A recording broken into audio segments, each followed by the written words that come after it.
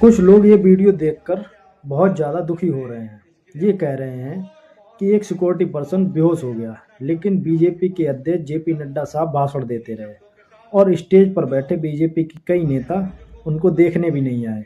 अब आप लोग सोच सकते हैं कि ये वीडियो वायरल हो रहा है, लेकिन किसी के ऊपर कोई फ़र्क नहीं पड़ रहा है। कोई अपना भाषण देने में लगा है, कोई उसे सुनने में लगा है। लेकिन जनता भूल रही है कि इन नेताओं पे वैसे भी कोई फ़र्क नहीं पड़ने वाला। जो लोग ये वीडियो देखकर बहुत ज़्यादा दुखी हैं, उनकी शायद याददाश्त बहुत कमज़ोर हो गई है। इसीलिए मैं उस कमज़ोरी को दूर करने के लिए उन्हें याद दिला दूँ कि जनता प्रदूषण से मर रही है, लेकिन किसी के ऊपर कोई फ़र्क नहीं पड़ रहा। हरियाणा में जवान बच्चे की मृत्यु हो गई, जो कि आगे चल के बहुत अच्छा खिलाड़ी बन सकता था। उसके ऊपर पोल गिर के उसकी मृत्यु हो जाती है, लेकिन किसी के ऊपर कोई फ़र्क नहीं पड़ता। 30 से ज़्यादा करीब बीएलओ मारे गए, एक तो अभी फांसी लगाकर मर गया, लेकिन किसी के ऊपर कोई फ़र्क नहीं पड़ा। कप सिरप पीकर कई बच्चों की जान चली गई, लेकिन किसी के ऊपर कोई फ़र्क नहीं।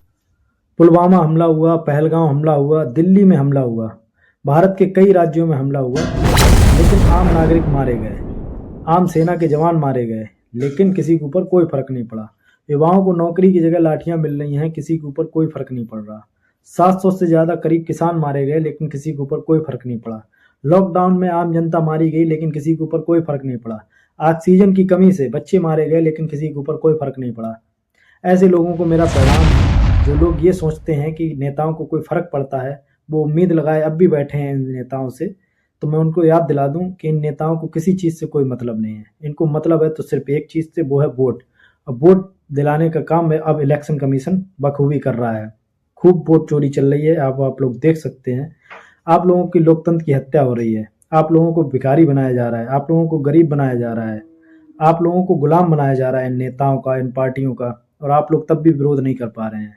विरोध करिए, ऑनलाइन ऑफलाइन जिस हिसाब से हो सके उस हिसाब से विरोध करिए। अगर आप लोगों ने विरोध नहीं किया तो आप लोग जल्द ही गुलाम बन जाएंगे। अभी मोदी भगवान बने हैं, कल को मोदी तानाशाह भी बन जाएंगे। अब आप लोग सोच सकते हैं कि जिस देश में आम जनता मर रही हो, उसके नेताओं को कोई फ़र्क ही नहीं पड़ता, तब भी जनता ये उम्मीद लगा के बैठी है कि इन नेताओं को कुछ फ़र्क पड़े। इनको कोई फ़र्क पड़ने वाला नहीं है।